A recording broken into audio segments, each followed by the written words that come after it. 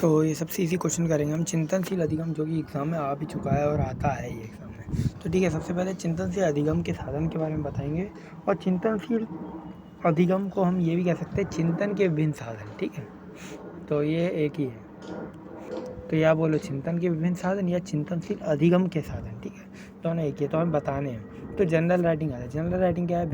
व्यक्तिगत अनुभवों की एक सूची होती है, यानी कि व्यक्ति को क्या एक्सपीरियंस हुआ अपने जीवन में, उसकी एक लिस्ट होती है जिसमें क्या लिखता है वो लिखता है कि जो उसने कार्य किया और जो उसको अनुभव प्राप्त हुआ। ठीक है, ये लिखता है। जनरल राइटिंग हमें क्या करता है? नेविगेट करता है, नेविगेट करने का अवसर प्रदान करता है। और कैसे अवसर प्रदान करता है?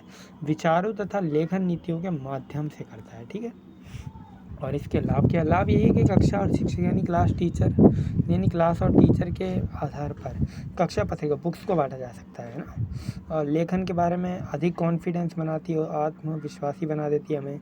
ठीक है, कुछ तनाव भी होते हैं इसको लेकर तो वो ख़त्म कर देती है और विरोधी स्थिति को समझने में हेल्प करती है।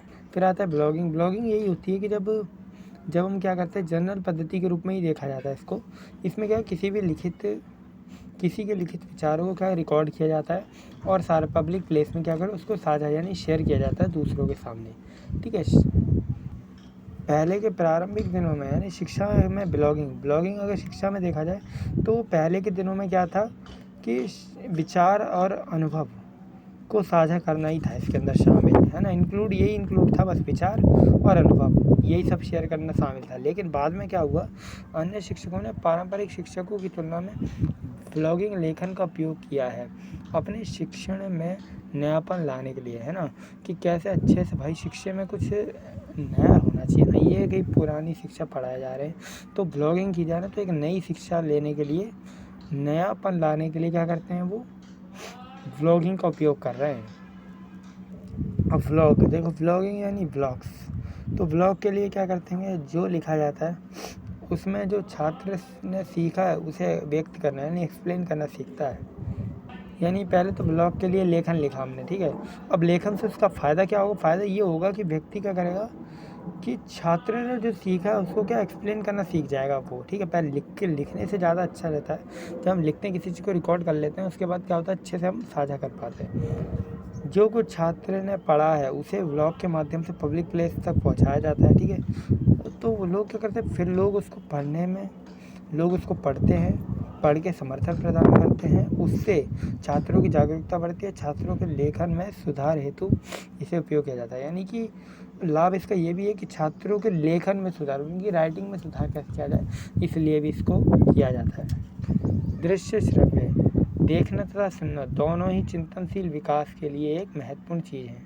हमें समझना होगा कि टेक्नोलॉजी इंटरनेट तक ही सीमित नहीं है। CD-ROM हो गया, ऑडियो हो गया, वीडियो हो गया, जैसी तकनीक भी शामिल है ना। लाभ क्या है इसके? कक्षा तक सीमित नहीं बल्कि चिंतनशील उपकरणों के व्यक्तिगत विकास भी बढ़ाता है। यानी केवल कक्षा तक सीमित नहीं, व्यक्तिगत विकास को भी बढ़ावा देता है ये दृश्य श्रव्य है।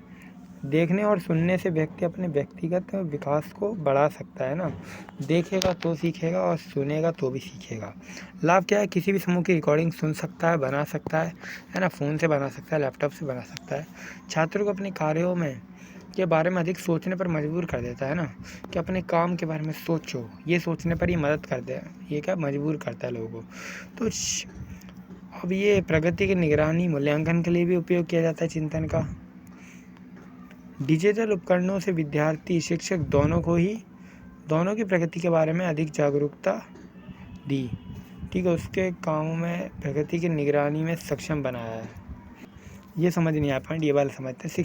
शिक्षकों के कार्य में प्रगति हुई है।